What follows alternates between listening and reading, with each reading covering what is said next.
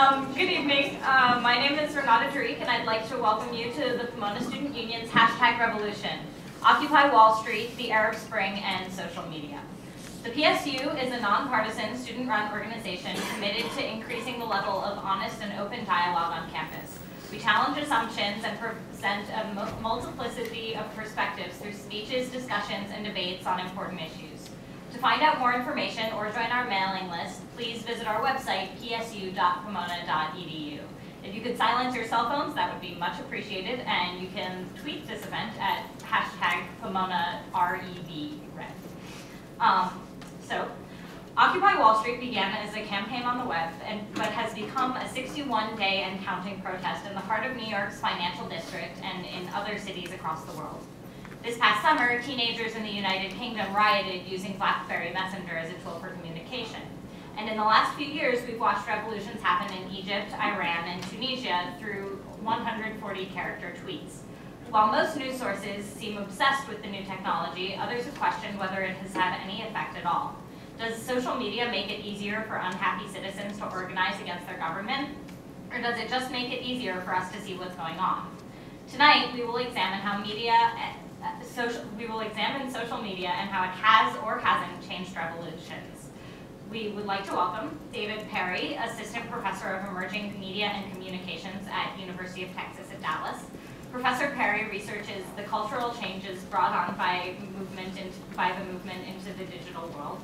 He can be found on the web at academhack.org, a website dedicated to the relationship looking at technology and education, and at profoundheterogeneity.com, where he explores the relationship between democracy and internet. Ramesh Srinivasan is Assistant Professor of Design and Media Information Studies at UCLA. Professor Srinivasan researches how technology has impacted revolutions, economic development, poverty reduction, and cultural heritage. He has written numerous articles on the complex relationship between social media and revolutions, and has worked with bloggers involved in the movements in Egypt and Kyrgyzstan. Please join me in welcoming our speakers.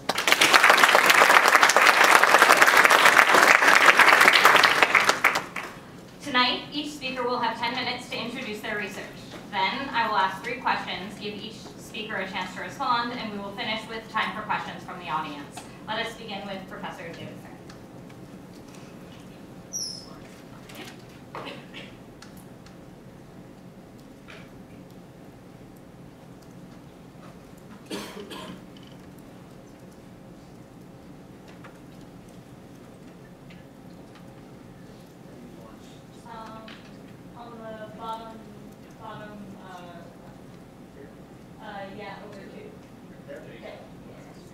Keynote person, not a PowerPoint person.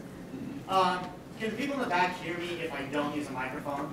Yeah. I kind of like to move a little bit, and microphones somewhat bother me. When I'm sitting at the table, maybe I'll use it, but they tend to somewhat annoy me. Anyway, so I'm only going to make one specific claim here in this 10-minute introduction. Oh, let me say one other thing first. I'm at Academic Dave on Twitter. I actually have like 2 personalities, which is this is one, that's the other. But that's what I'll be tweeting from tonight. If people in the audience have questions during the Q&A, and if they're using it that way, I'll be there tonight while we're talking to you. So I'm only going to make one specific claim here, sort of a frame for how I'll answer all of the questions, but I think it will set up how I'll approach all the questions that we're going to be asked tonight. And I think it's one narrow claim, but I think it has some pretty substantial effects on how we go about answering the question of the role of social media in social revolutions.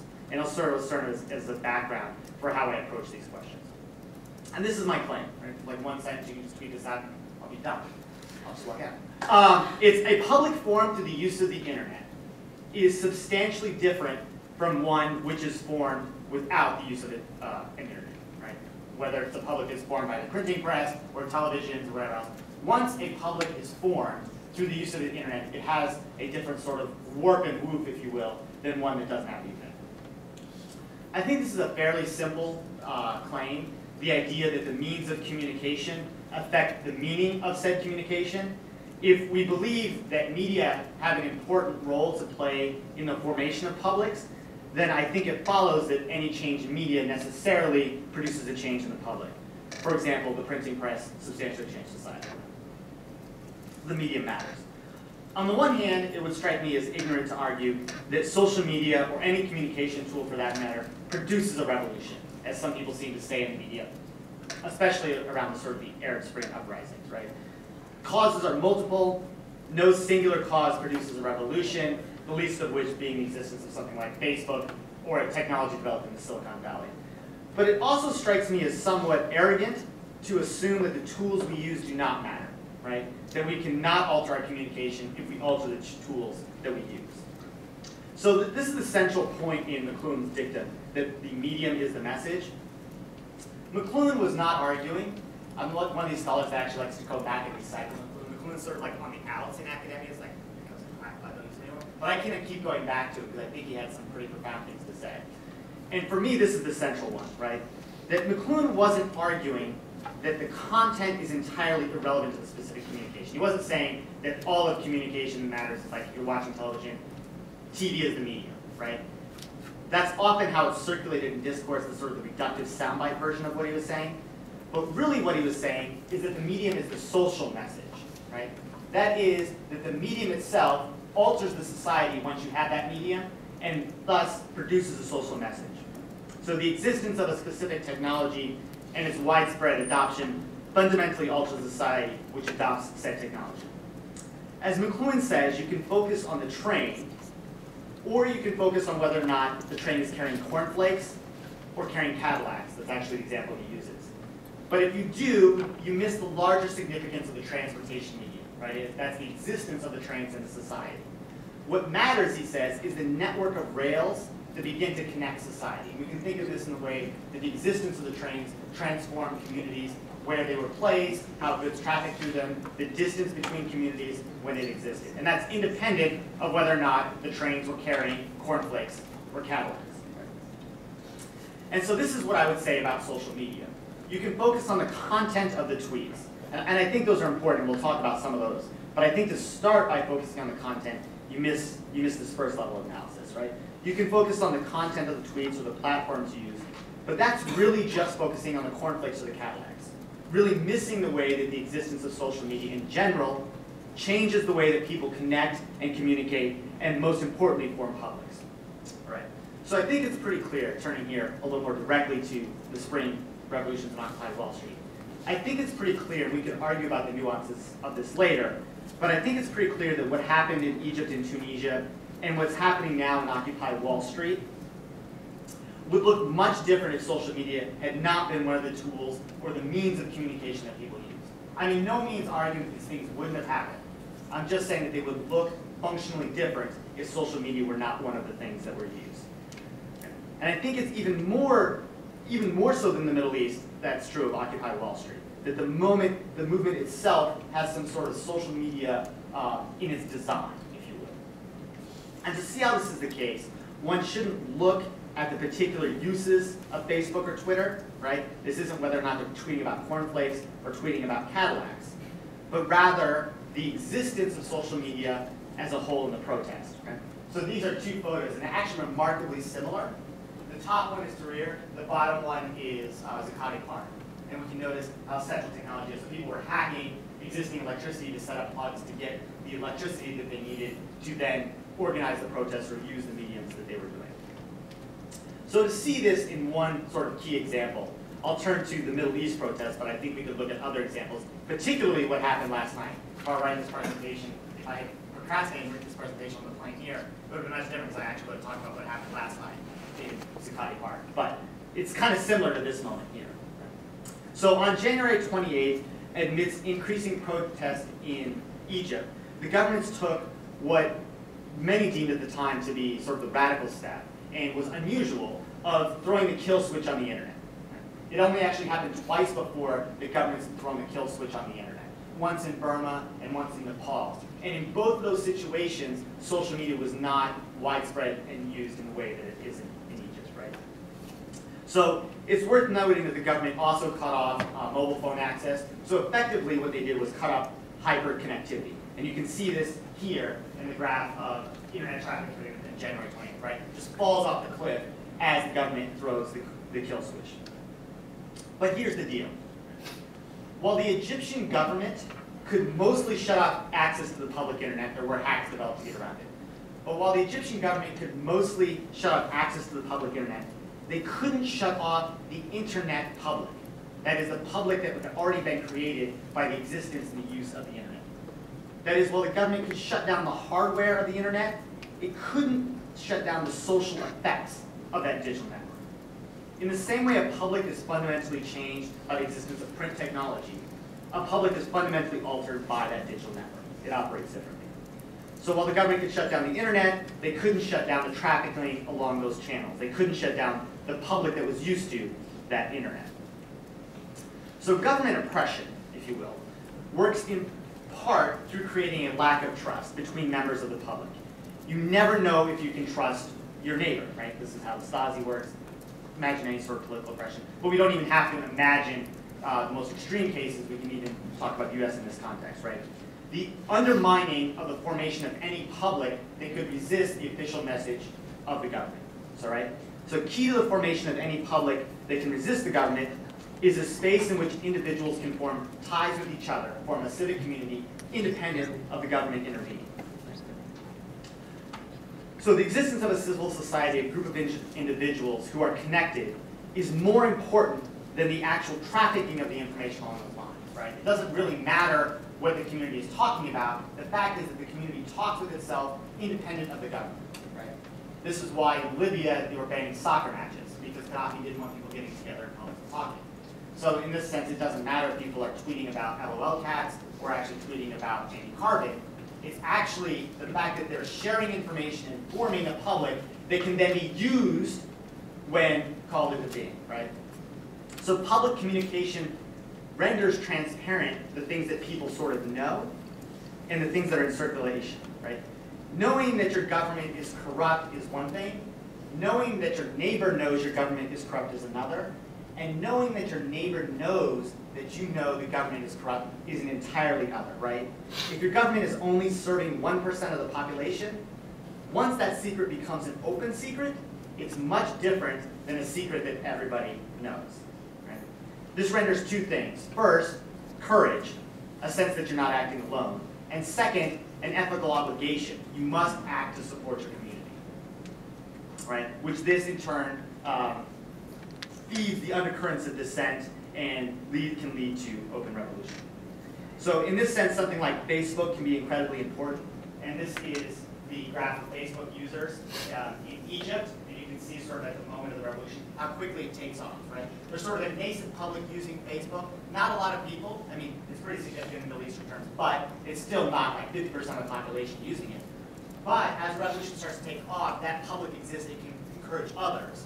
And Facebook rapidly grows, right? So Facebook can be incredibly important in rendering transparent the belief that the government is corrupt. So there's lots of specific ways that social media or the digital network transforms political movements, and we'll get into that later in the questions. But the crucial piece here is that an internet-enabled public marshals power in a different way than one that doesn't have the internet. It's not the public internet that matters, it's the internet public that matters here. Now, lest you think I'm being utopic, right? This is the internet public, actually, right? So these are examples of the internet public being rendered transparent in Occupy Wall Street cases. I think all these images were important for different reasons. The maze, these people drinking champagne, making fun of it. This is a General Assembly, and this was from Oakland, the March of the Stormtroopers. Right? Now, lest you think I'm being utopic here, I don't think it's all unicorns and rainbows and lollipops. As governments realize this, they are likely, as China already does in part, to monitor and leverage this type of digital public for other means. And I'm not at all convinced that an internet public is necessarily the best means for producing a stable government, even if it is incredibly productive at producing change. I think the internet public is really good at saying no. I think we haven't figured out how to use the internet public to say what comes after that no. So that there's lots of questions and problems. While I'm convinced that the internet public refigures the line of governmentality and power, I'm not entirely convinced that's a good thing in whole. I think it has good and bad aspects to it. All right, so I'll stop there and then let Ramesh do his introduction, and then we can answer some of the other questions.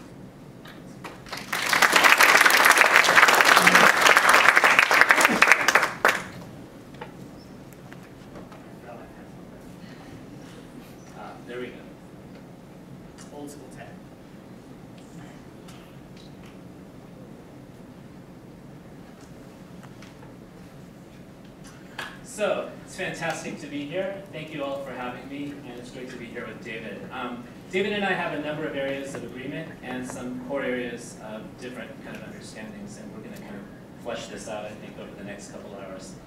I'm a mix of an engineer, designer, and anthropologist. I've done grassroots field work in and around Kyrgyzstan during a recent revolution that occurred there, and I've just returned from being tear gassed quite substantially in Tahrir Square. So a lot of my interviews sort of focus on, they're very ethnographic in their sense, in their scope, and they're sort of focused on the understanding of how people from a variety of different walks of life who are active and activist-oriented in these different social movements, how do they actually understand what are their influences on allowing them and enabling them to be politically active. So you're going to see a few short vignettes that I'm going to try to present to you, and then we can flesh this out over the next 2 hours.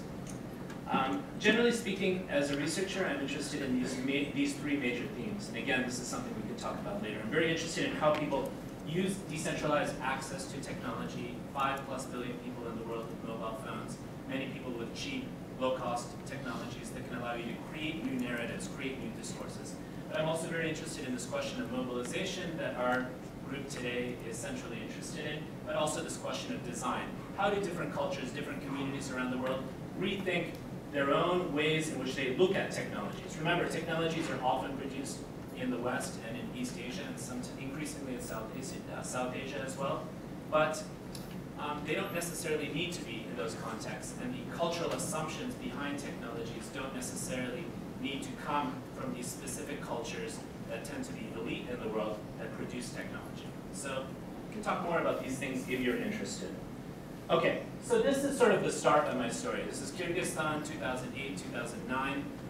I was out there doing various types of field work in kind of a very unrelated manner, and then I noticed in a country where there's under 1% internet access that a number of people in the capital city, Bishkek, where this image was taken, are using blogs and using the internet as sort of a public space. Why would people care at all about using the internet as a public space there, particularly given that there's such a small amount of access to the internet in this country? And so in this area, David and I think, have some agreement. The reason is it develops a public, but that public is actually not necessarily substantial in terms of large numbers of people in the country, but they're highly influential. So activists who usually would meet with one another in person were not able to because they would have there are these emergency laws that exist in many countries around the world where they would meet in person with one another. In several cases, I met people who had assassination attempts done on them. So they use the internet as a public space in a small-scale manner to develop what we call the strong tide networks that allow people to organize together, and then they remediated these sorts of ideas into megaphones, fax machines, copiers, word of mouth, kinship networks, so on and so forth. So there's often there's a sort of overgeneralized theory that Malcolm Gladwell proposed in the New Yorker last year, which many of you might have heard of, where he argues that social media uniquely lends itself to what we call weak ties. Lots of people following you on Twitter, lots of friends, lots of access to lots of people, but not very deep connections. But in the Kyrgyz case, it was strong ties and it was small-scale networks that were critical. Okay, so this takes me to Tahrir, and really this question that we're all very concerned with. This is a T-shirt I bought, hawked off in Tahrir Square, and it's sort of half my size, so I gave it to my friend for his newborn baby to wear instead of me. This is sort of the theorization that's going on here, right? These are methods of freedom, these are modes of creating publics. Okay, the problem here though, and this is what my fieldwork really led me to conclude while I was in and around Egypt this last summer, is we have a country where there's under 5% with access to Facebook, under 1% with access to Twitter, and not necessarily demonstrable influence that those people who are connected to those media necessarily mobilize causally through those media, which I think David would generally agree with. However, I also am very interested in the question of when we see large numbers of people putting their bodies in harm's way, which is what we saw happening in Tahrir, we also saw happen in Tunisia, and what I think we're starting to see increasingly happen in the Occupy movements. These people, are they drawn to put their bodies in harm's way directly because of the internet or because of social media? So in my research, I wanted to think so because I'm someone who really believes in technology in many ways. But what I found was there were a number of other types of networks that brought people out onto the street. And it's unclear, and perhaps still unstudied sufficiently, to see whether those networks came together because of social media. So now what am I talking about specifically here? Okay, I'm talking about people's neighborhood councils. I'm talking about people's relationships to mosques. I'm talking about labor unions. I'm talking about historical modes of assembly. Most people in and around Egypt are not users of social media, and they're certainly not people who access social media in any routine way. So when I tried to study bloggers and activists who are very active on the social media sphere, I was trying to study whether these people were very effective at bringing other people from other networks out onto the street. Certainly that does not happen directly on a first order level through social media, but how does it bridge? So really what I want us to think about is what makes large-scale heterogeneous movements possible. What are the bridges between the digital worlds and the worlds of the street? Because I agree with David very much that the digital world is substantial, but its substance may not be in the construction of a large-scale public that allows people to really take to the street. It might be in other models. And so what I actually write about, and I've written about this in a couple of Washington Post pieces and a recent interview I did on NPR, that it has a major effect on journalism. Because people are actually using Twitter to follow various activists, and based on those leads that they see on Twitter, they're reporting that, and then that largely scales out. So many people say the Arab Spring starts with Mohammed Bouazizi, a street vendor, immolating himself, setting himself on fire. And if it wasn't for social media, this sort of local act wouldn't become highly globalized. And I don't want to discount that at all. But I do want us to really think about what is it that brings large numbers of people from very, very different walks of life out onto the street. Because people I interviewed when I was in Egypt from different class levels, working group levels, neighborhoods, so on, occupation levels, so on and so forth, had very different reasons for coming out into the street, some of which I could not trace directly or indirectly to social media. So many people told me it was the price of tomatoes that really brought them out onto the street. Others said, I don't have enough money to pay my wife's family so that I can get married to her, right? And so what, just to tell you one vignette about this, during this protest, I was following these guys around on the top right. Many of them are famous Twitter stars in Egypt. And I was following them around and I was wondering, where would they be at these protests? And so I was hanging out at the front lines of some of these protests, getting tear gassed and observing what was going on. I had a smartphone on me, and I saw what these guys were writing at the exact same time. And some of these fellows were reporting that live bullets were being fired at us. But I'm standing here in the front lines, and nothing like this has happened. And they're reporting this, and they're putting @acarbon or @texosh, right? And our friends, you know, all David and my friends who are sitting around the world who have 60,000 followers on Twitter are retweeting this stuff instantaneously. So what's happening in terms of the truth of a situation sometimes gets distorted through the media of Twitter, because it functions like the game of telephone, right? Where I sort of interpret something, and because I'm so excited about it, or because I really want to get the word out, I retweet it, and then I retweet it, and then I retweet it, and I slightly distort what actual reality is. So this is something to be really conscious of. While social media allows us to discover new truths and access things in an extremely timely fashion, we may also lose sight of what is to be verified and what isn't. And I think the question of how journalism is to be affected by social media is profound. Okay, this is a shot I took at Occupy LA. And I think this is really what I want us to kind of focus on toward the end of this short introduction. Is it time for these ideas? Ironically, one part of the world that's been most demonized since 2001, since September 11th, 2001, has uncovered, this is what I'd like to argue, democratic grassroots solutions to what I would argue is our collective malaise, right? And what's indicated in this image here is the idea that revolutions have spread in a somewhat linear fashion here between Tunisia and Egypt, and then circled around the world to Los Angeles, right? So maybe, and when I was recently in the Occupy Wall Street area for a couple of days, I had the opportunity to spend some time with Cornel West, and Cornel West tells me this is directly influenced by Tahrir Square. Now, is that influenced because of social media? Sure, partially. That's a medium of communication, just like the trains in the McLuhan sense that David is referring to, but it's partly because of the power of ideas. And I want us all to sort of stop and think about how ideas have their root in society at particular points in time, and realize that we live in a profoundly important time and a profoundly important year. I am deeply invested personally in trying to rally many of my friends like you to support these movements if you believe in them, but part of that involves not just retweeting things and not just liking things on Facebook, but putting your bodies on the street. Okay? So just a couple last images that indicate that. Thank you. These are just images that circulate around on Facebook and on social media, and these are profound images, right? And these speak to the power of social media. And here's another image that I saw recently on Facebook. And I just want to end this by just showing you a short video that the New York Post shot when I was in the Occupy Wall Street. In Tahrir Square, this movement has brought former Governor David Paterson and Dr. West to come and support. Rather than reading about it in the newspapers, come and see for myself, which is what I think a lot of people should do. You see all these colors, see all these cultures, see all these different religions. We got one thing in common. We're tired of Wall Street greed, squeezing out all of the democratic energies of our society, and we're taking a stand, and it's a beautiful thing to see. Others see this protest as America's turn. When I was out in Egypt, in and around Tahrir Square for about a month, was how there's sort of a need for something like an American Spring. Although the movement is getting bigger, there is no leadership and no specific, coherent message. We're going to talk about that. That was shot quite a while ago when I was in Occupy Wall Street.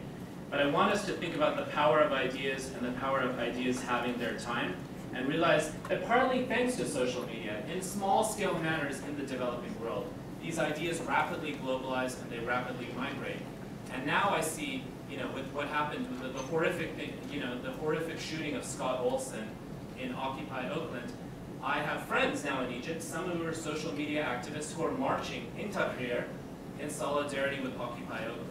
So realize these movements are highly globalized, and we do have social media to thank, but also realize that the access to these media are highly circumscribed, they're highly limited, they're highly correlated to people of particular generations, class, and education levels in these countries.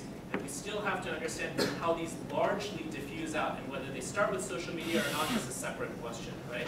But remember, the people that are out in Tahrir Square, the people I was getting tear gassed around, and it's not my movement. I was just there hanging out to try to figure this out. The people who are around me are in their early 20s, generally speaking male, with broken noses and broken limbs, definitely no college education, and making under $5 a day. Okay? These are not our Facebook and Twitter users, and let's just remember that and honor what they stand for and understand the power of the ideas that they are trying to integrate, right? And so human rights and price of tomatoes sometimes are hand-to-hand in contemporary movements, and maybe it's time for those ideas to marry with one another in our Occupy movements today. Thank you.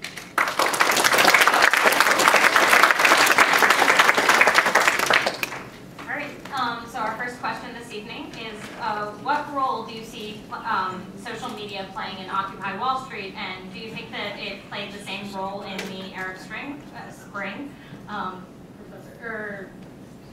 Sure. Well, I feel like I just gave up all my thunder.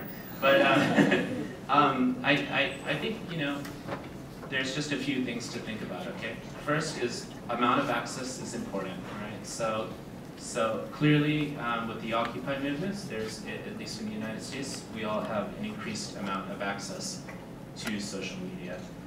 The second question to think about is, how does access to social media correlate to putting our bodies in action, to putting ourselves on streets? Because much of what the Occupy movements are about people putting their bodies on the street, literally physically occupying these different spaces. And there's a phenomenon, I know David will know about this, that we call slacktivism. and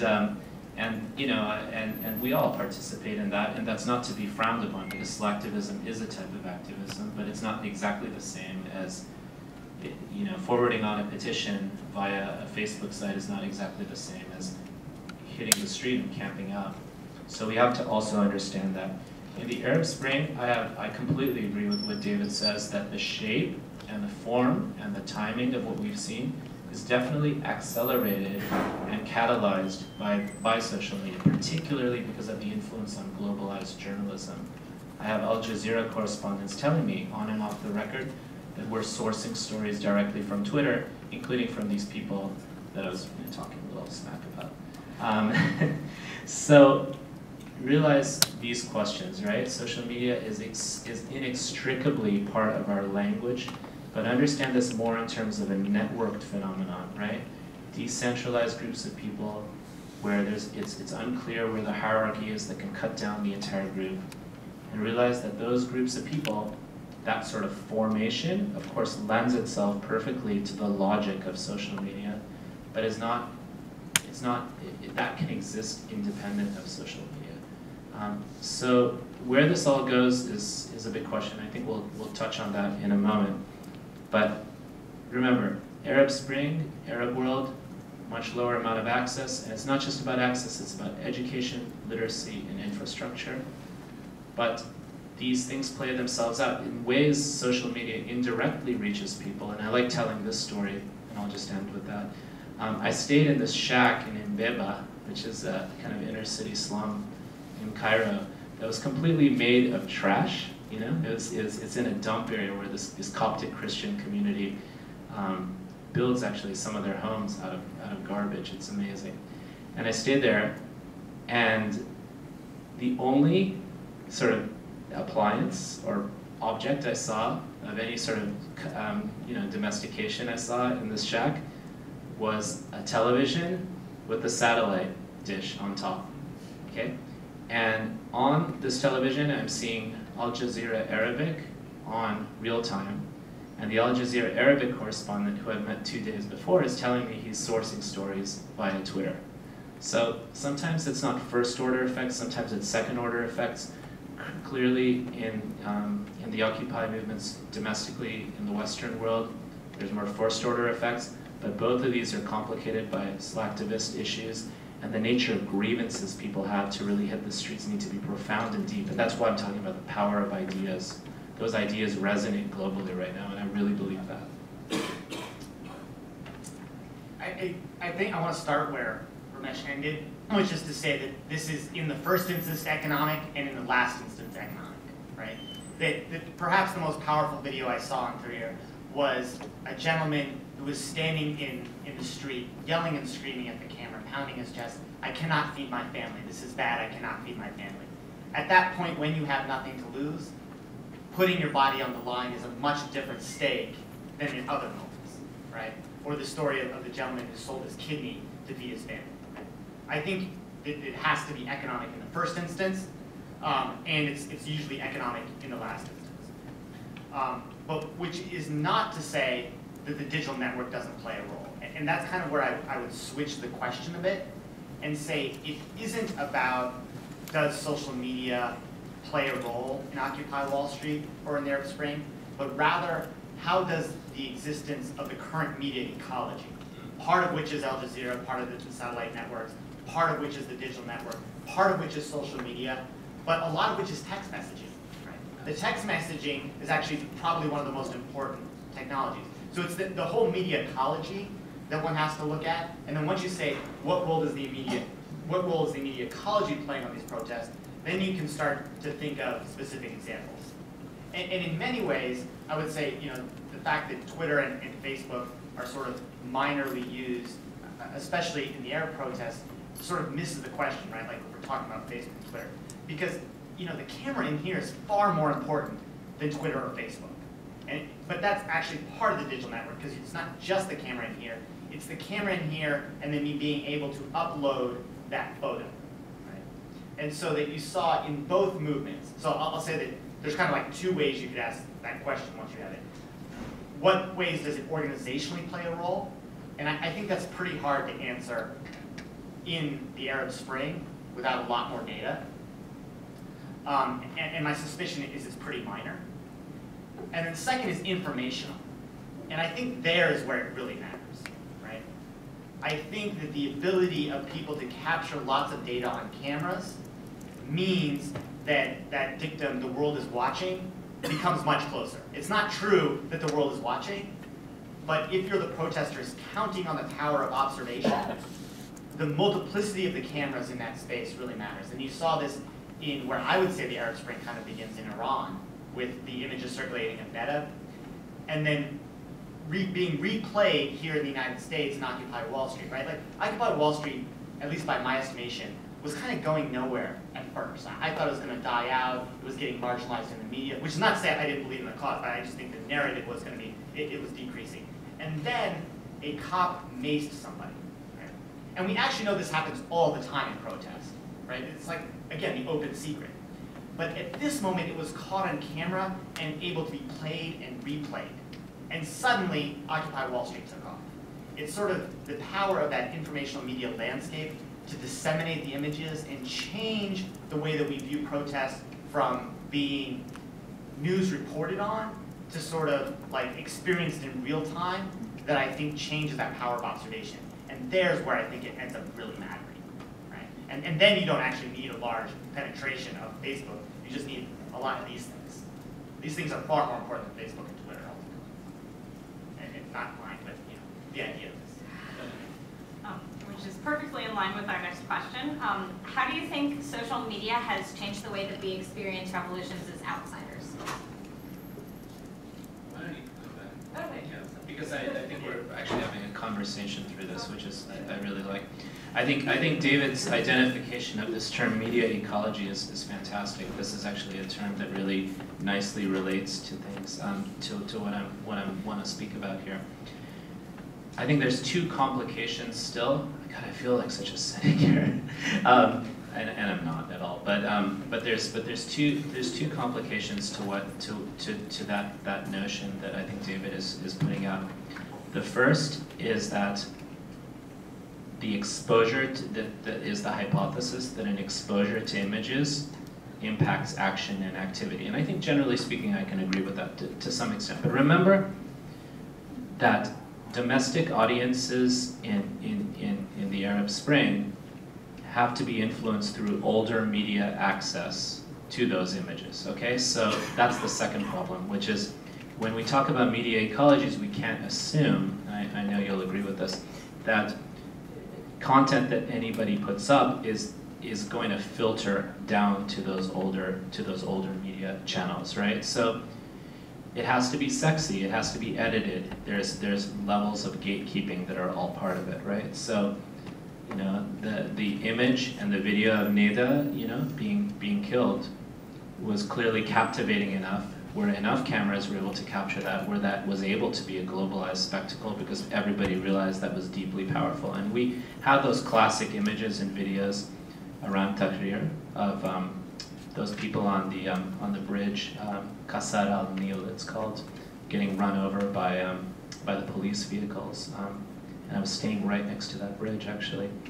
But remember, this is all subject to editorial gatekeeping, right? Because that huge amount of content, which is kind of inherently almost unmanageable even in a digital system, right? It's one of the big challenges that folks like Google are trying to deal with. To get out into people's domestic radio, television, you know, objects that allow them to access information in Egypt, which is not the internet, okay? They have to be filtered by editorial, infrastructural sorts of controls, okay? And the other thing to really remember is that when large numbers of people come into the streets in Egypt, and which is what I know the best, it's still a question of why they come out, right? And clearly, we completely agree that it has a lot to do with economic grievances. But the point I'm trying to make is that there was an alignment between some of these social media activists and then a lot of people who were using institutions in neighborhoods. Like everybody, January 28th is the big day that people overwhelm Mubarak's cops. That's a Friday. Everyone's come out to mosque, Jummah, call to prayer. At 1 p.m. when mosque lets out, everybody's out on the streets. I met atheists in Cairo who go to mosque on Friday, okay? It's not about religion necessarily, it's also about your social capital. So when you go out and you're out on the streets, that has a huge effect on all of these issues, right? So just remember, it's about a variety of different influences that allow people to mutually identify and coordinate, socially coordinate. One of those can be via a filter in media ecology, but it's not over-determined. So that's sort of what I found in my time. Yeah, I think it's important to think about the way that power works. And power works ultimately by sort of restricting information flow, right? Information flow is an anathema to power. So anything that enables information to flow better between people that the power cannot restrict allows the people to form a publics, right? And so in this sense, religion is a much more important technology in many ways than Twitter. But the way that the digital network as a media ecology works is it reduces the number of gatekeepers around. And so that I think our experience, and this is where I'll say that I think like our experience as Westerners of the Arab Spring did largely depend on these social media forces, right? I mean, it did also depend on Al Jazeera, but I think people tuning in to watch Al Jazeera only happened because we saw it on the social media, right? We like, can't even access Al Jazeera English on, yeah. on our TVs in the United States. Well, there's actually this crucial moment where Google starts donating all the bandwidth to let Al Jazeera be broadcast in the US because it's sucking up so much bandwidth and it's crashing their servers. And that's clearly part of the politics of who was in jail at the time, right? But who Wally Coyne worked for. But at any rate, I mean, I think that like the way that the information flowed between countries affected not what was happening in the streets in terms of bodies on the streets, but certainly in terms of what happened here in America and our perception of it. And I think that mattered for Occupy Wall Street. And my example of this would be in Iran. Like what happened in Iran prior to the Green Revolution, I teach in Texas, and if you'd ask my students, like, what do you think of Iran, they would have said, oh, those evil terrorists, they want to kill us.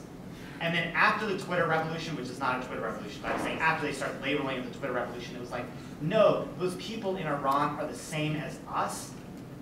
And I think that was a pretty profound shift, and that can be attributed to social media. So I think in the Arab movement, it's probably less. But then in the US context, I think in Occupy Wall Street, because you have more people using it, it actually does matter in very real ways. So that the first time the cops were going to come in and raid Zuccotti Park, it went out over social networks that this was going to happen, and people started flooding the streets, right, to make it impossible. So that the second time the cops did it, they wanted to do it at 1:30 at night when nobody could watch, as if like there's a middle of the night on the internet, which there isn't. And the cops actually shut down the subway stations all around Zuccotti so people couldn't get there quickly because they knew that like within half an hour of it starting, people would flood. So they had a very coordinated movement about this. But it makes it much harder, and social media makes it much easier to have that information flow with fewer gatekeepers in a way that enables social protest to move quicker. I completely agree with basically everything. It's kind of like playing whack-a-mole. It gets harder if there are more moles coming up. So how does social media interact with and compare to bigger news corporations in terms of coverage of political movements and revolutions? So this is a topic I think David alluded to and explained really well. So Wada Kanfar has now gotten in trouble a little bit. The Qatari former managing director of Al Jazeera, tells us at TED in Long Beach last year. He says, the youth of the Arab Spring, they are our reporters, right? And so think about that actually as a really nice sort of anecdote or sort of, kind of framing of what we're talking about how locally created content becomes globalized through media networks. But the other element that he actually tells us at TED, which I think is pretty interesting, is that the largest number of hits on Al Jazeera English's the live stream site are coming from North America. So remember that actually. So I actually, in this space, I am quite optimistic about it, particularly with the way you're sort of discussing North American viewing of the Iranian movements, the Green Revolution, as well as what's happening in the Arab Spring, that I think there are possibilities to bypass top-down hierarchical corporate structures. But I also want to say that part of the power of maintaining corporate power, whatever. Part of that power has a lot to do with what we think of as flexible capitalism. So a number of the sort of what you would think of as DIY blogging sites, grassroots media sources. Remember, they're owned by media conglomerates, right? Current TV is, a great example of an independent media kind of company, yet used to have a model where they would show content almost dominantly that was created by grassroots video producers and media creators, and now has really cool people that I think David and I like Keith Olbermann and Cenk Uygur, who was the Young Turks guy and was on MSNBC, on there. MSNBC, Microsoft NBC, right? Showing progressive content constantly. So just remember that the sort of, on one level, in terms of access to subversive content, critical content, content that bypasses our traditional notions of media consolidated gatekeepers, social media is extremely powerful in the Western world and in many parts of the world. But on another level, realize that corporate power has reorganized itself, and this is a classic trope of neoliberalism, to actually ensure that these sorts of diversified interests are maintained in the hands of small numbers of groups.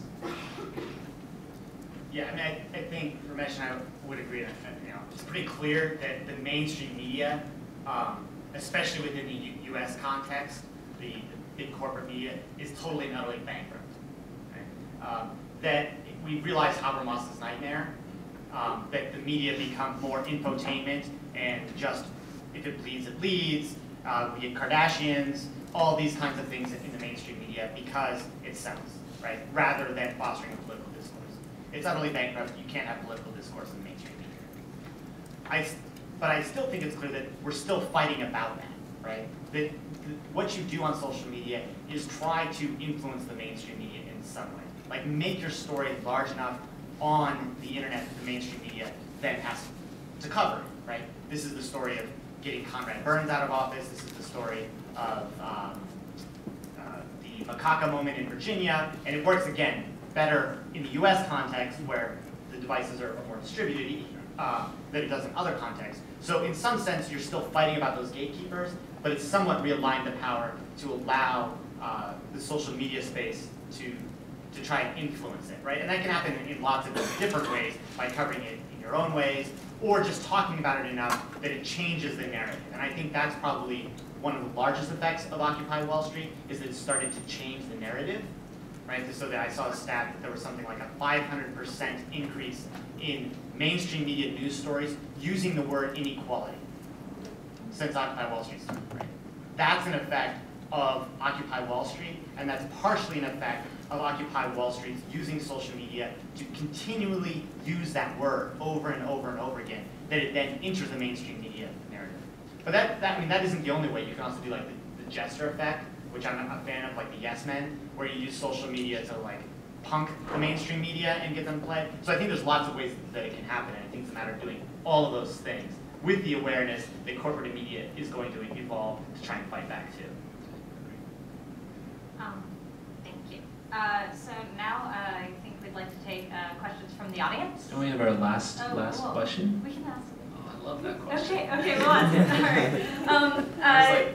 That was the one I was most ready for. All right, well, let's do this. Does social media have the potential to make real change in our systems of governance? Can it be a platform for tangible social? I'll give a quick answer on this. Right. Okay, I wrote this column about a month ago in the Washington Post. There's a column that comes out every Sunday called 5 Myths, and I wrote a piece called 5 Myths about social media, and it came out in print like about a month ago. And one of the myths, again, I feel bad saying some of this, but like one of the myths I alluded to here was the myth that social media allows us to talk to people who are different than us. And I think that happens sometimes, but I don't think that happens directly through social media. Think about, generally speaking, the people that are your Facebook friends. Generally speaking, in my case, they tend to be similar to me. Maybe opinion-wise, but certainly demographically, okay? It's pretty similar with those that I follow on Twitter. So the real question to me is thinking about spaces in a truly Habermasian sense. thinking about spaces that allow for controversy, spaces that allow us to disagree with one another, spaces that allow us to inform one another in a rational public debate, that allow us to figure out points that we agree on and we disagree on, so we come to new insights, so we develop what I think of as emergent knowledge. To me, that is fundamental to what we think of when we talk about democracy, which is really at the end of the day something that I hope we haven't given up on at all. And I don't think the Occupy movements, I think the Occupy movements are fiercely fighting for that.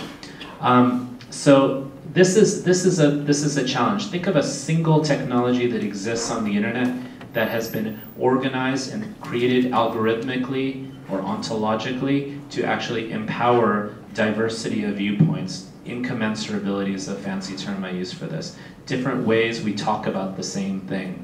Okay, and I got in a debate, ironically, with Eli Pariser, who started MoveOn.org and wrote this book called The Filter Bubble on Al Jazeera. I was on with him. And Eli says, Wikipedia does that. And I said, no, I don't think Wikipedia does that because I can erase what you wrote. So how do we think about spaces that we can disagree? Spaces of controversy. To me, when we do that, we start to think about questions of governance and politics and learning from one another and talking to one another. So I just wanted to get that in, and then I'm done. So there's this moment in Fight Club, Fight Club, where there's, I'm going to spoil the movie if you haven't seen it, where the main character, the Ed Norton character, says, it's called the changeover, and you just missed it, right? It goes on. What he's talking about is how you can change from one to reel a film to the other and people won't notice, but sometimes the changing of the reels is jolted or messed up and then you can really notice. I think we're at that changeover, where we're moving from one sort of media ecology to another media ecology. And the problem is if we don't notice that changeover, then we adopt and we take all of the things from the old media ecology and just import them into the new and miss the opportunities in the new. There's a lot of opportunities in this new media ecology to realign power and to reshape power, but it requires conscious effort to do this on the level of designing programs that way, of paying attention to the way that surveillance works. One of the things I'm most concerned about in the world is the way that privacy and surveillance is now working on the internet. And if we just sort of give ourselves over to the idea that technology will set us free, that it's just a bus that we have to get on, it's going to be a runaway bus that somebody drives that we don't want. We're back in Speed now, Fight Club and Speed. Instead, we have to think about driving that bus ourselves and making deliberate changes on how that works, right? There's a long history of things from like airplanes to telegraphs to Xerox copiers being said they're going to change the world and bring us democracy, and in fact they don't. But we do also know from looking at these transformative broadcast technologies that they totally realign power. And that if we can pay careful attention and really get involved in how that power is realigned, we can make a difference, right? And it's just one quick example of this. Imagine if we could roll back to the moment of the printing press, and when they're writing the copyright law, we said, wait, let's back off on this copyright law a bit, and let's make it a little bit better and more responsible than you're imagining it. What the profound changes that would have in our culture now, right? The choices we are making now are going to have lots of effects for many years and many generations to come. At the architectural level of the internet, at the policy level of the internet, at the social level of the internet, and how we use it. And that's where the real opportunity is. Thank you. Now for Q&A. Yes? Do you feel that with increased internet access, we'll have more revolutions across the world? And is there a correlation between the internet and more revolutions as people connect these social networks? Maybe, well, probably not. I mean, I think that the sense that the revolutions can be connected, the internet helps with that, right? So one of my favorite moments in Occupy Wall Street is when people in Egypt are protesting to support the people in Oakland, right? Like, that's new. That hasn't happened before. That the internet allows us to rethink what it means to be a citizen and to have a public that isn't geographically located. So in that sense, it might give rise, but I'm not sure it's going to be like internet moves in and you get more protests, right? I think that's too simple of an equation. Yeah, and remember that part of the power of social media, which shouldn't be discounted, is it allows activists who tend to be more educated and more affluent in many of these countries to connect with one another across borders, subject to policing issues and surveillance issues. So, folks in the April 6th movement who are given a lot of credit for being part of the kind of online activist side of the Egyptian revolution, that when I'm interviewing them and hanging out with them, they're telling me things like, we were in contact with Serbian activists, and now we're in contact with Sudanese and Syrian activists, right? So these borders get bypassed, and that's sort of part of the power of this. But I agree with David also. Ultimately, it's about grievances. But I also want us to entertain that idea that it's about ideas having their time and their root. And those ideas, of course, travel because of the nature of mediation in the mediascape. Yeah, and just like the information free flows and anathema to power. And so that's why if you're a government, you don't want your people talking to people outside your government. But the internet makes that harder to police.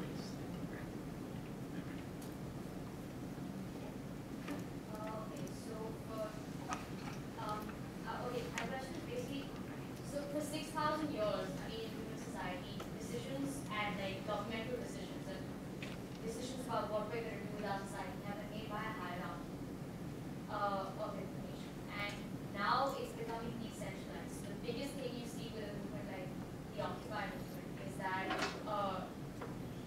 you're not exactly sure. I mean, there's a general message that's an ending inequality, but what do they exactly want? How can a government that is looking to identify those problems look at it when it's, I mean, sometimes it's just college students who think it's trendy to go to a movement and they don't know. So what do these people want? How do you figure that out when this sort of movement doesn't have a leader? And it would be more effective if it had a common leader. So I'll jump on it first, and I think most social movement theory and historical analyses of social movements, which I think we can kind of look to as instructive of what's going on, argues that movements tend to, at their earlier stages, even if they are ultimately successful in enacting social change, tend to benefit by staying relatively ambiguous early on. The reason why is that allows you to tap into a wide variety of people who can be interested and invested in that movement. And it's a much more heterogeneous type of forum. And I will tell you, there's a very significant difference than when that video was shot when I was in Occupy Wall Street than what I see in terms of the demographic range of people in the Occupy Wall Street movement today. And certainly that's true in Los Angeles as well.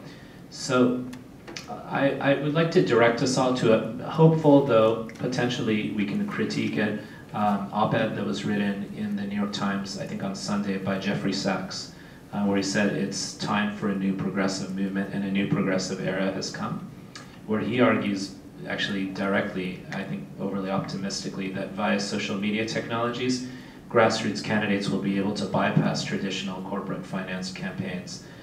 I think with the Occupy movements,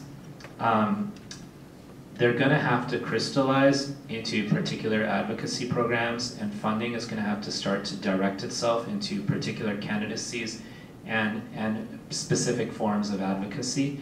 But I think also that I don't want to assume that this thing is going to fizzle out without raising the consciousness around these ideas. And I think that's really the big question. I think we don't know exactly how this is going to evolve. I've been trying to spend as much time as I can there, and I hear a huge range of voices.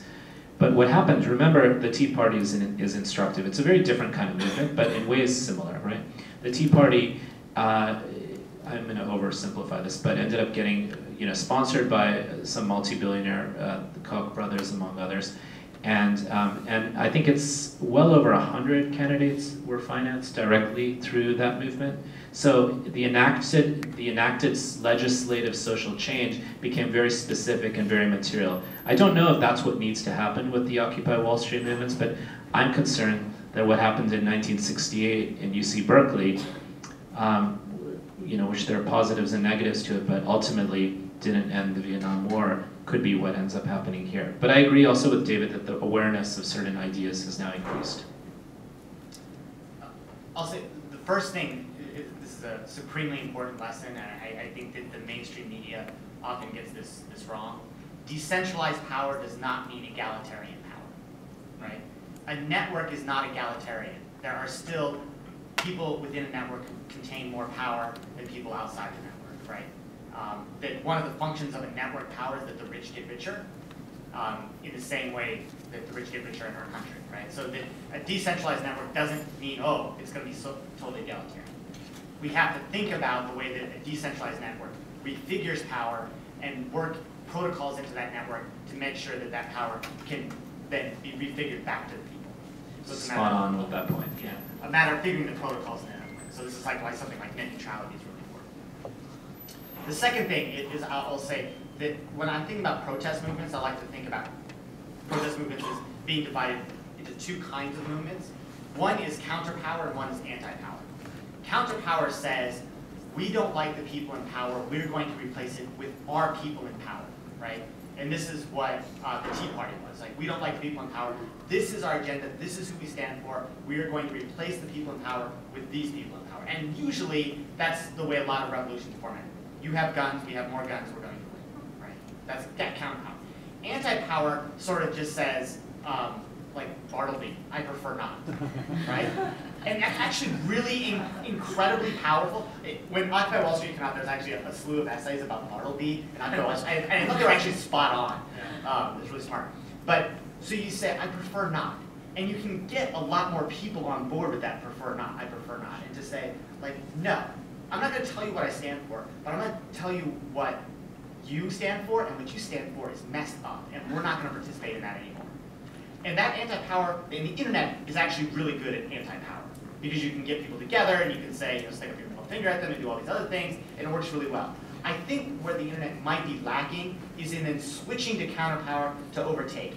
And it may be that they need to rethink how you can stay as sort of the anti-power movement and still remove people from power, or just change the narrative so that other counter-movement powers can come into place. So I think there's danger there, but I think that I wouldn't necessarily support the idea that Occupy Wall Street needs to elect a leader and then come up with a movement. Like, I think that would be the wrong move. I think maintaining the anti-power stance is actually pretty strong. In the back, if you could stand, please.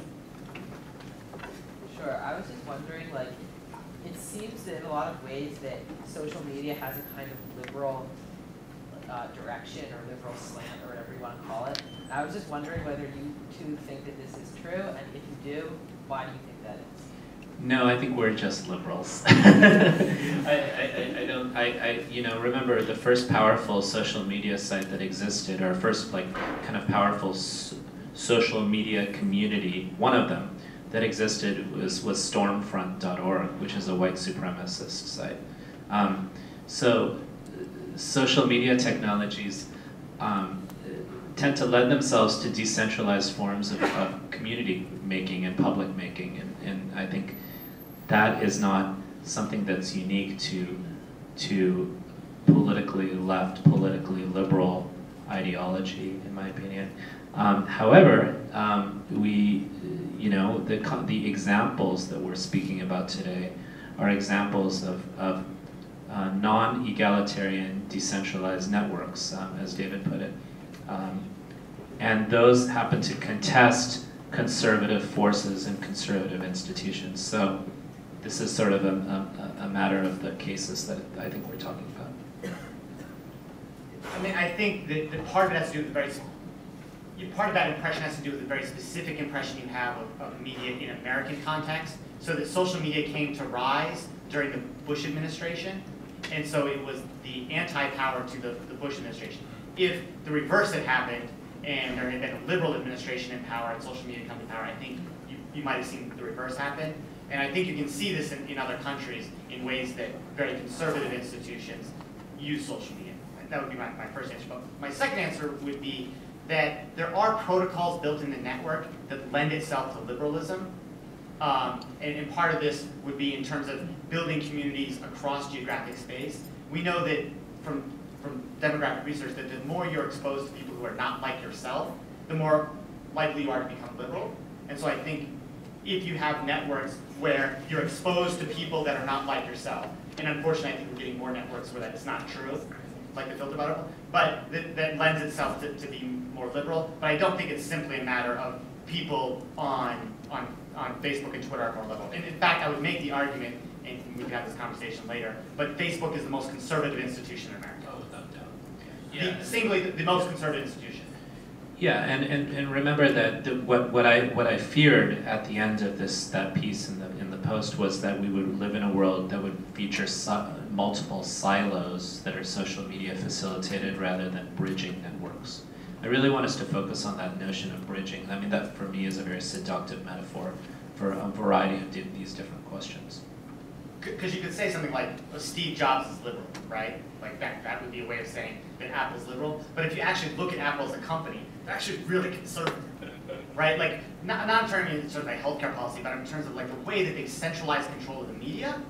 That's a very conservative thing. Same thing with Facebook, right? Like Zuckerberg donates to liberal causes, but in the end, Facebook has an entirely conservative force. It's entirely conservative force. Yeah, I mean, think about how white boxed both the iPod is and the iPhone, and how there's such an inability to break into and rewrite the codes in a kind of open source or free software manner. It's a great example of that.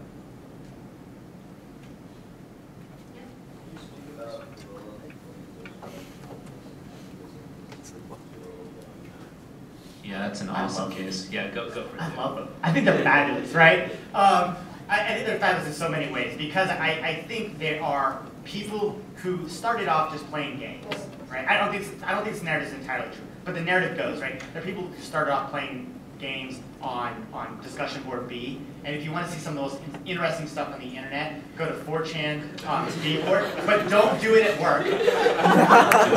It's not safe for work, very not safe for work. But the people sort of built on that network a sort of different kind of subjectivity that was about being anonymous. And they were playing games at first, and right, like LOL cats were born there, and all this stuff. But then they started to feel like, no, we can actually do something with this, and they went after Scientology and whatever else. And anonymous isn't so much a political group as it's an identity that many political groups will then take up to accomplish aims, right? Like the people that went after Scientology aren't necessarily the people who formed Bullsec, and people who whatever. So I think they're incredibly interesting. I think I have lots of problems with what they do at times too. There's like a joke I run in my classes, I call it 4chan justice, where just a group of people on the internet decide that something went wrong and they go punish that person, and sometimes we're like right on, and sometimes we're like, oh, that was really bad. Like Epic Beard Man, where they decided to go after a woman who witnessed what happened and didn't do anything, and they totally outed and doxed this woman. It was a woman, she wasn't gonna stand up, she was like 5 foot tall woman who's two big guys are beating each other up, what do you want her to do? But no, Anonymous decided it was bad and they doxed her. So there's like this 4chan vigilante justice that concerns me, but I do think as like a reconfiguring of power in a radically different way, 4chan and Anonymous are really amazing. Yeah. I completely agree with that. And I think it's really interesting to look at the history of how hackers are culturally and legally constructed, both in a political sense, but also in a sort of kind of public theoretical sense. Hackers traditionally are not just about kind of terrorism or cyber terrorism or any of these kinds of things. They've also been traditionally a cultural category that's meant to culture jam and to contest power and to allow us to check power in particular ways. And I think Anonymous is a really interesting example of that. One thing I just want to point out, which I think is really interesting, we've used, both David and I, take this off, I'm too tall for this. That's so much better. Both David and I have talked about networks, and part of what is powerful about networks, remember, think about a hierarchy where when you can identify the leader, you can identify all the subgroups of the hierarchy. A network, all the nodes in the network, meaning individuals, for example, or any entity, don't necessarily need to be interconnected with one another. So Anonymous is really important in this manner because it's very difficult to take down networks, because once you access any single individual, it doesn't give you complete transparency into the entirety of the structure, and you don't know where power necessarily lies, though power is definitely uneven across nodes. And I love giving this example of this movie that I really love called The Battle of Algiers, that some of you may have seen. It's a beautiful film, and it was banned in France, but basically it's an early example of networks, actually. The Algerian resistance movement actually was a network, right? Because they would catch, the French police would catch, and this was a French colony, would catch different individuals in the Algerian resistance, but those individuals would not be able to give them complete insight into the workings of the network. The network is recombinant. Think about it in a biological sense. And so if any of you really want to nerd out into like philosophy, you should read Deleuze about this, about theories of rhizomes and rhizomatic philosophy, but we won't go into too much of that. Yeah, I want to pick up on one thing Ramesh said. So there's actually, if I could show, one way to really show you what's concerning me about how the internet is operated is if you look at hackers as they've been painted in movies, right? So the first hackers were Tron and Angelina Jolie. Angelina Jolie was in, yeah, and they were like heroes, right? And we thought they were great, and what hackers were doing was great. And then you get this movie, and don't watch this movie because it's really bad, Untraceable, where the hackers are the evil people who are killing people through view count on the internet, right? It's like the hackers, they want net neutrality. And suddenly we've like moved the hackers equal terrorists, and that actually really concerns me, that the idea that the people who are trying to change protocols in the network to better serve the people are now the evil ones. No, they're the good guys. Now they might do bad things, but hacking as an ethic isn't a bad thing. It's about taking power and control for yourself. But the fact that that media narrative has changed in the last 10 years, that concerns me.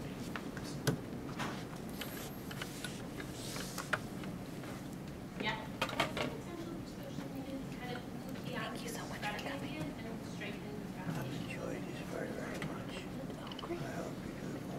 The potential of social media to strengthen the robustness of ideas. Yeah, rather than just like spreading it, you get a more Right. Yeah. Well, this gets to the core of what communities are about, right? I mean, whether they're mediated communities or communities of like we are a community right now. To me, the strengthening of ideas and the robustness of ideas come when we sort of work with that idea, we criticize it, and I don't mean that negatively, but we kind of question its foundations and we find ways to present a variety of disagreeing opinions and allow that idea that we all agree with or that we can build consensus around to emerge out of that process of disagreement. That's sort of the classic notion of a public sphere that both David and I have talked about.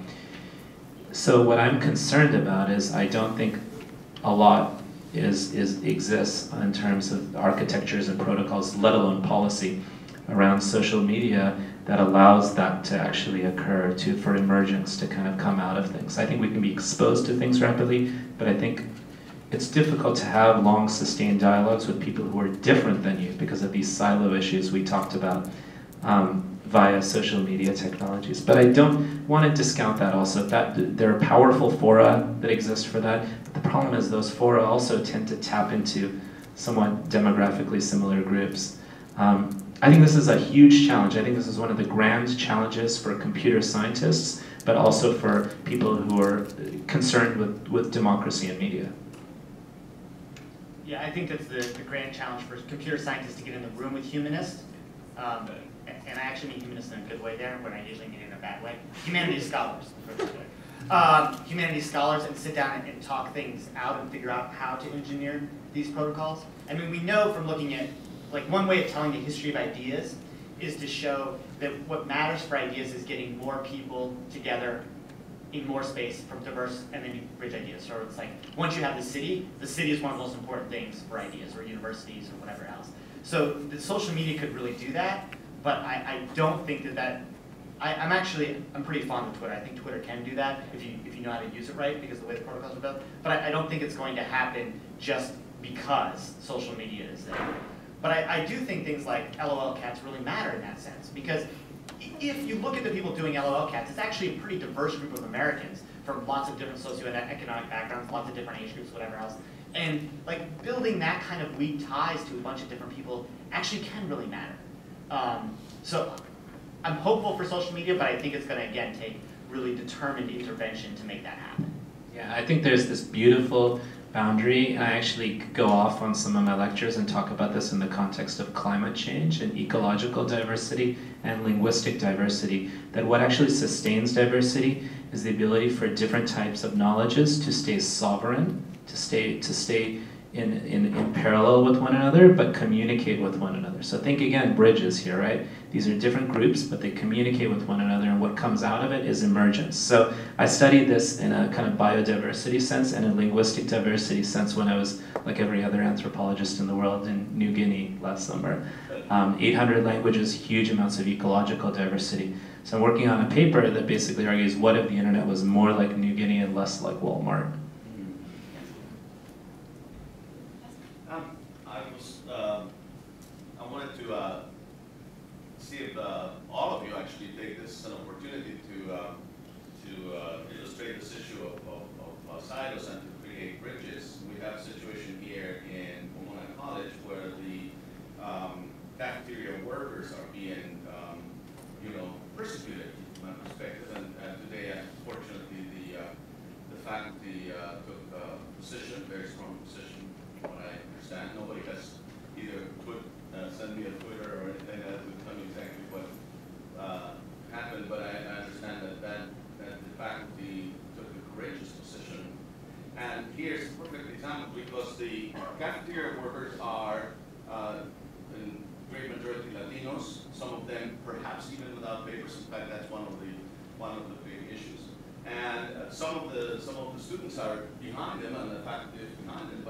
But I mean, here's a very local social movement that hopefully you could track later on and say, you know what, in Claremont, in 2011 there were some bridges built and some silos were perforated. That's awesome if you guys can stand for that. I think, yeah, if only the world were more like Pomona College, right? That was gratuitous. This is my first hour here, so. In the back, if you could stand. You brought up the example of 4chan. 4chan is overwhelmingly white and upper middle class. How do you extend that sort of forum and that sort of dynamic to a more diverse group? And on a related note, how should we Pomona College students react? Like, what should we change about what we do in response to this? Yes, I mean, so as a result of 4chan being predominantly white, predominantly middle class, predominantly male, 20 to 30, like what happens on there is horribly misogynistic. There's lots of problems of what happens on there, right? I think the protocols, the technical protocols on 4chan are what we want to look to adopt and augment the social protocols, right? Which is that like 4chan actually comes from other discussion boards that were modeled in other places and that had totally different social protocols on top of those. So you want to think about kind of like what were the technical protocols on 4chan that allowed it to become so powerful and be anonymous, but then how can we have that be more inviting to a larger number of social protocols? And if we can merge those two things, then I think you have a more powerful social space, right? But the internet as a whole has that problem too, which is not to excuse 4chan, but like Wikipedia also has that problem, right? And so this is one of the big problems, which is right now the US feels as if it controls the internet. And it does in some sense through ICANN, but there's about 5 billion people who aren't on the internet that are gonna come on the internet soon, and that's gonna change a lot of things. And so we have to think about it. And remember that more people just having access to the internet is not the same as the redistribution of power, right? So when 5+ billion people have mobile phones, many people I was hanging out with in New Guinea, for example, don't have any credit on their mobile phone, so they're on call, but they're not able to call. I mean, I like that sort of as a framing of it. And they're using their mobile phones actually at night. I was hanging out with these guys in canoes. They're using their mobile phones, the lights on their mobile phones, to find crocodiles so they can like grab them and hunt them down. So think about appropriation of technology in a very wide variety of senses. Yeah. But in terms of the last part of the question, which is like, what can you do at Pomona? Well, just what should we as individuals do? Like, what should we change? What can we do, like, to bring about some of the changes that you're... Yeah. So when I talk with students about it, I say there's like 3 levels of change, right? There's the technical change, which is like the protocols, the algorithms, the computers, right? So that's going to be done a lot by computer scientists, and I think those people are incredibly important. That's one of the things I love about my department is we work with those people. Then there are like legal protocols. I think those are really important in terms of politics and lawyers and what's happening now in Congress with trying to legislate the internet in different ways and how laws are going to be employed. And then the third one is the most nebulous one and hardest one to do, which is social protocols, right? Which is how we behave online and how we consider the behavior online. And that's the one that's going to involve everyone, but that's the hardest one to sort of pinpoint what each individual does, except for by saying be a good citizen online. But if you ask me like what being a good citizen is online, well then I'm like, well, take my class for 2 years and then we'll talk about it. So I don't think it can be pinpointed down to things, but I think the first step is committed to like changing those 3 areas and then thinking about different focus has changed. Well, I think that brings us to the end of our evening. Thank you all for coming. If you would please join me in thanking our speakers.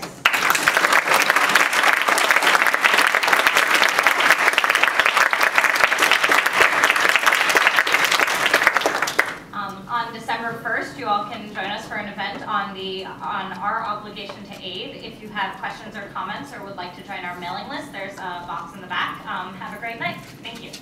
I'm going to hang out here for a while to chat with whoever wants to.